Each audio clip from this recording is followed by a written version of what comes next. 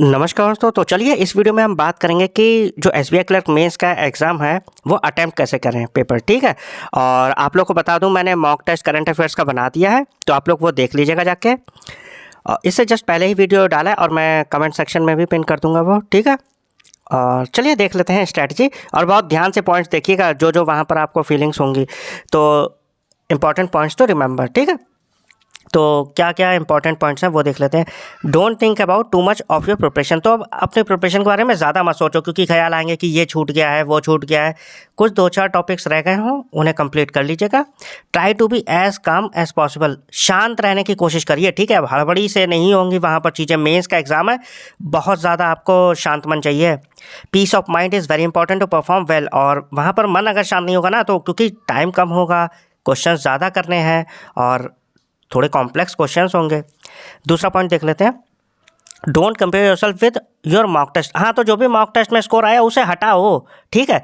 आपको वहाँ पर क्वेश्चंस करने हैं। वहाँ जो मॉक टेस्ट थे वो इस स्ट्रेटजी के लिए थे कि कैसे आप डुएबल क्वेश्चंस को पर्टिकुलर टाइम फ्रेम में पिक कर लो, ठीक। स्कोर से कोई फर्क नहीं पड़ता है। I have seen so many students who didn't attempt single mock. और मैंने ऐसे देखे हैं, बहुत सारे स्टूडेंट्स देखे हैं जो एक भी मॉक फुल लेंथ नहीं लगाते हैं, सेक्शनल लगाते हैं, ठीक है। सेक्शनल तो ज़रूरी है, फुल लेंथ वहाँ पर ज़रूरी नहीं है, ठीक है। क्योंकि कुछ सेक्शन आपके वीक भी होते हैं, और एसबीआई में तो ओवरऑल देखते हैं ना वो स्कोर, ठीक है। तो उसकी ज़्यादा टेंशन मत लीजिए। Please understand, in the mains exam sectional marks are important, not full length, ठीक। So if you have not scored well, don't worry. अगर नहीं आ रहे, टेंशन मत लो। Full length marks are there to check your ability to choose doable questions in a given time frame. So if you have this ability inherently, अगर आपको पता है कि आप कर लोगे वहाँ पर इतने टाइम में ये क्वेश्चन पहले आपको करना है, डेटा सफिशिएंसी करनी है, इनइक्वालिटी करनी है, तो कोई दिक्कत नहीं है, ठीक है। Even I am going to tell you which question is to attempt and which one to left. मैं बता दूंगा आपको अभी धीरे धीरे इस वीडियो में कि कौन से क्वेश्चन छोड़ने हैं और कौन से क्वेश्चन करने हैं पहले, ठीक। चलिए देख लेते हैं। और हाँ, one of the most important points, अब देख लीजिए, एक इंपॉर्टेंट पॉइंट है which you must follow in the exam hall is don't try to give up in the middle of your exam. अब देखो, जैसे पेपर चल रहा है, ठीक है, रीजनिंग आ गई, कुछ बीच में आपका पजल पकड़ लिया आपने गलती से, पहली बार तो पकड़िएगा मत, ठीक है। दूसरे तीसरे नंबर पकड़ लिया और वो हिलक गए, तो आपका दिमाग बिल्कुल पता है अंधेरा छा जाएगा, आप घबराने लगोगे। वो मत करना चीज़, ठीक है, वो मत करना। आंखें बंद करके चुपचाप से गहरी सांस लेना और दोहराना अपने आप से कि अभी बीच में क्रैक कर सकते हो एग्जाम, ठीक। तो ये चीज़ नहीं होनी चाहिए आपसे बीच में कि आपने बीच में ही गिव अप कर दिया है, या करंट अफेयर सेक्शन आ गया पहले और आपने देखा कि अरे 5-6 क्वेश्चन ही हो रहे हैं, गिव अप कर दो। नहीं, ये चीज़ें वो टेस्ट कर रहे हैं आपकी इमोशनल स्ट्रेंथ को, ठीक है। तो हो सकता है पहला सेक्शन टफ आ जाए, दूसरा सेक्शन टफ आ जाए, तीसरा और चौथा सेक्शन जो है वो आपका ईजी है, क्लियर। तो एंड तक गिव अप नहीं करना है। हाँ, और ये देखो मैंने लिखा है, don't try to give up in the middle of your exam, this is literally an unforgivable sin. और सच में इसकी माफ़ी नहीं है मेरी तरफ से, तो मैं आपको माफ़ नहीं करूँगा। I want forgive you for this blunder. क्योंकि अगर आप बीच में ही छोड़ दोगे तो फिर यार कैसे चलेंगी चीज़ें। अभी आपके पास पूरा मौका है, आप दूसरे सेक्शन पे आए हो, आप गिव अप करने लगे हो।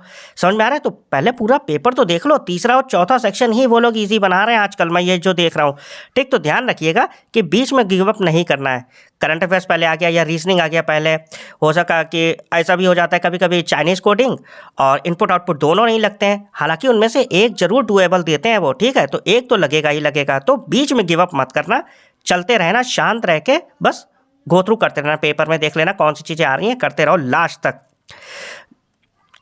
और हाँ, बस यही चीज़ मैं बता रहा हूँ कि एंड तक आपको एग्ज़ाम में गिव अप नहीं करना है, ठीक है। अटेम्प्ट हो जाए उसके बाद फिर एनालाइज करिएगा कि बीच में नहीं करना है। Let's go to the strategy section wise. तो चलिए देख लेते हैं strategy. Don't go for puzzles initially. हाँ, रीजनिंग में जो है आपको पजल्स नहीं छूनी है, otherwise you will be ruining your entire examination. अगर आपने पजल पकड़ ली वहाँ पर और टफ वाली पकड़ ली तो भाई लगाते रहो, क्योंकि लंबी पजल्स होती हैं मेंस की, ठीक है। आपको बहुत ढूंढने पर मिलेंगी एक दो पजल्स जो डुएबल होंगी, ज़्यादातर आपको वो भटकाने वाली ही पजल्स होंगी, ठीक है। फिर देख लेते हैं।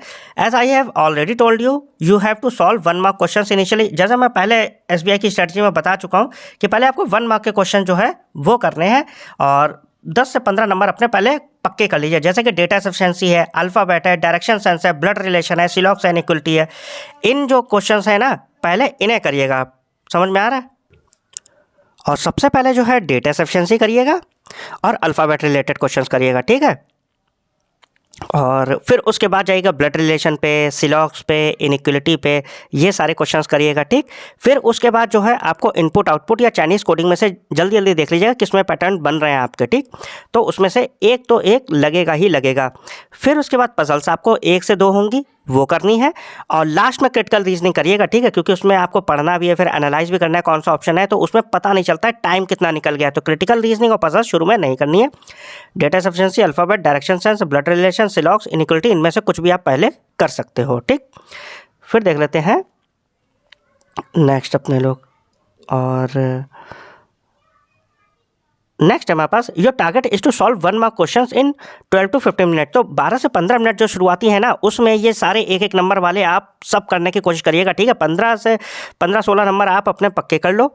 उसके बाद फिर इनपुट आउटपुट चाइनीज कोडिंग में से देख लीजिएगा। अगर दोनों लग रहे हैं तो अच्छी बात है, लेकिन एक तो लगेगा ही, ठीक है। तो होपलेस मत हो जाए कि अगर एक इनपुट आउटपुट नहीं लगा तो चाइनीज कोडिंग, उसे भी आप थोड़ा टाइम देना, लग जाएगा, ठीक है।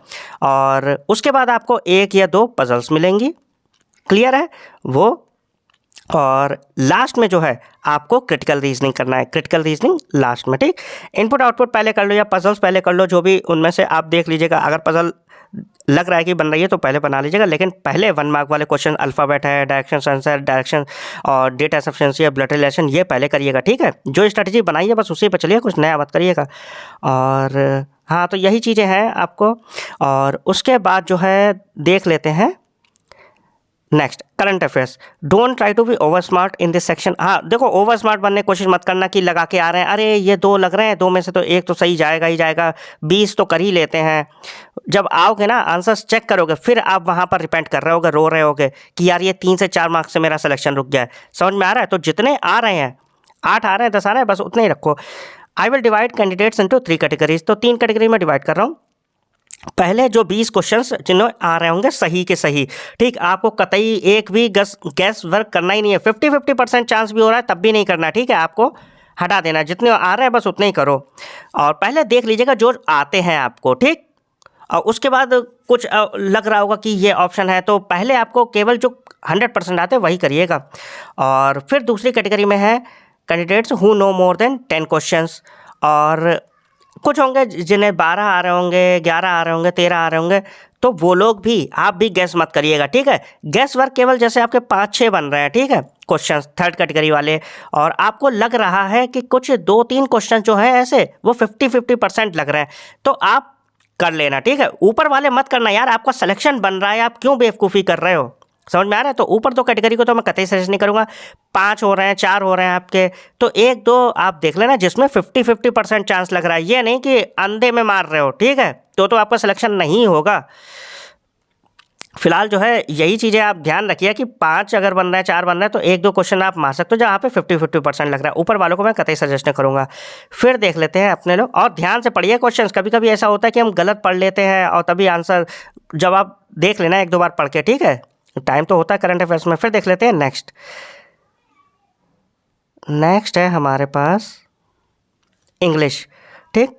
This section is really challenging in terms of time management and handling pressure. देखो होता क्या है इंग्लिश में, जब आप इंग्लिश खोलोगे ना तो वो लोग ऐसा सेट भी करते हैं कि कुछ टफ क्वेश्चंस आते हैं जो आपका दिमाग उड़ा देंगे, समझ रहे हो। अंधेरा सा छा जाएगा, आप कहोगे यार अब ये कैसे होंगे। वहाँ पर बस घबराना नहीं, थोड़ा सा अपने आप पे कंट्रोल रखना, और धीरे धीरे जब आप गो थ्रू करोगे सेक्शन से तो आपको कुछ ऐसे डूएबल क्वेश्चंस मिलने वाले हैं, ठीक। तो इंग्लिश में वो चेक करते हैं कि आप कितना आप प्रेशर हैंडल कर सकते हो। तो धीरे धीरे आप जब जाओगे, अंदर जाओगे, तो आपको क्वेश्चंस भी मिलेंगे और पैसेज भी, आरसी भी ऐसा होगा, एक ना एक डूएबल होता है आरसी, ठीक। तो ध्यान से पहले जो आप गो थ्रू करिएगा पूरे सेक्शन में कि कैसे क्या है, एकदम से जो है पैनिक मत कर जाइएगा, ठीक। इंग्लिश में यही मैं कहूँगा। और इनिशियली सॉल्व फिलर्स, तो हाँ फिलर्स देख लेना, इंटरचेंज देख लेना। फिर क्लोज टेस्ट है, एरर बेस्ड क्वेश्चंस आएंगे, 4-5 सेंटेंस दे रखे होंगे आपको, उसमें से कौन सा है देख लीजिएगा। फिर पैराजंबल देख लीजिएगा, और लास्ट में आरसी 2 होंगे, एक तो डूएबल होगा ही होगा, ठीक। 22 बन रहे हैं, 20 बन रहे हैं, बहुत अच्छे मार्क्स हैं आपके, कम नहीं है इंग्लिश में, ठीक है। लोग के हो नहीं पाते इतने। फिर देख लेते हैं अपने लोग quantitative aptitude. This is not issue, हाँ टाइम इज़ नॉट इशू, इसमें टाइम वाली कोई है नहीं टेंशन। आपको पहले क्वाड्रेटिक और सीरीज क्वेश्चंस कर लेने हैं, ठीक है, हो जाएंगे आपसे, थोड़ा सा टाइम लेंगे वो, लेकिन टाइम आपके पास इनफ होता है तो आप आराम से सॉल्व कर लोगे। उसके बाद 2-4 क्वेश्चन आपके अर्थमेटिक से रिलेटेड होंगे, ईजी होंगे, वो आराम से बनेंगे, जैसे जैसे वो कहते जा रहे हैं बस वैसे वैसे इक्वेशंस बनाते रहना, हो जाएंगी। और एक आपको डीआई ढूंढनी होगी, डुएबल डीआई, समझ में आ रहा है, और वो डुएबल होगी, आपको बस देखते रहना ध्यान से, जो वो बता रहे हैं वो करते रहना, और आपको वो लग जाएगी। बस आपके 15 से 20 मार्क्स बन रहे हैं, बस उतने बहुत हैं, समझ में आ रहा है। एक्यूरेसी का ध्यान रखिएगा, और यही थी स्ट्रेटजी आपकी, और बाकी तो आप समझदार हो, समझ रहे हो। बस वहाँ पर पैनिक नहीं करना है जब तक एग्ज़ाम एंड नहीं हो रहा है, ठीक है, बस यही मेरी एडवाइस है। और आप मॉक देख लीजिएगा जाके, और अभी बहुत सारा कंटेंट आने वाला है, अगर आप नए हो तो। मिलते हैं नेक्स्ट वीडियो में, थैंक यू।